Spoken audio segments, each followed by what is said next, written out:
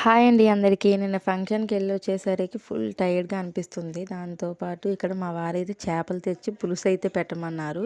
ఇంక తెచ్చాక ఏం చేస్తాం, పడేయలేం కదా! సో, అందుకనేసి ఉప్పైతే వేసి మంచిగా క్లీనింగ్ అయితే చేసేసాను. నెక్స్ట్ ఇక్కడ ఆయిల్ వేసుకొని ఉల్లిపాయ, పచ్చిమిర్చి వేసి గోల్డెన్ బ్రౌన్ కలర్ వచ్చే వరకు ఫ్రై చేశాను. కొంచెం కొత్తిమీర వేసుకున్నాక టమాటా కూడా వేసి ఉప్పైతే వేశాను. టమాటా మగ్గిపోయాక ఇక్కడ అల్లం, వెల్లుల్లి, ఉల్లిపాయ, టమాటో పేస్ట్ చేసి వేస్తే చేపల పులుసు అయితే చక్కగా వస్తుంది. ట్రై చేయండి. నెక్స్ట్ అయితే చేపలు కూడా వేసేసుకొని ఒక్కసారి కలుపుకున్నాక ఇదైతే నెయ్యి కాదులేండి, గరం మసాలా అయితే వేసుకున్నాను. అందులో గరం మసాలా, కారం వేసుకున్నాక గట్టయితే పెట్టుకోకండి, చేపలైతే విరిగిపోతాయి. ఇలా నేను చూపిస్తున్నట్టుగా కుదుపుకుంటే పై చేపలు కిందకి, కింద చేపలు పైకి వెళ్ళేలాగా ఒక 2 టైమ్స్ అయితే ఇలా చేసుకోండి.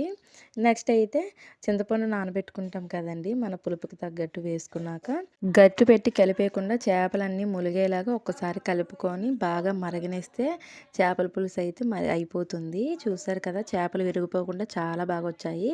చల్లారిపోయాక తింటే సూపర్‌గా ఉంటుంది. నిజంగా టేస్ట్ అయితే చాలా బాగా వచ్చింది. Bye bye.